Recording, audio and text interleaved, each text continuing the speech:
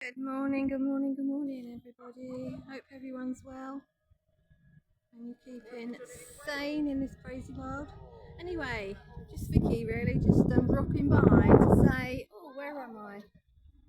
I'm in London, yeah, London. It's flipping raining.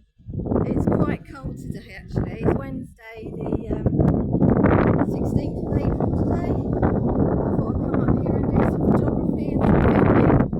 And it's pretty grim, really. The tide's out, so I'm not going to go down there actually. I haven't got the right shoes on. So there's some skyscrapers of London, cranes, are going to be more skyscrapers. And this is part of the South Bank here. As you can see, it's buzzing because all the kids are off today. Anyway, I'm just dropping a quick Vicky Schultz in really. Just to say, yeah, keeping well, keep smiling, guys.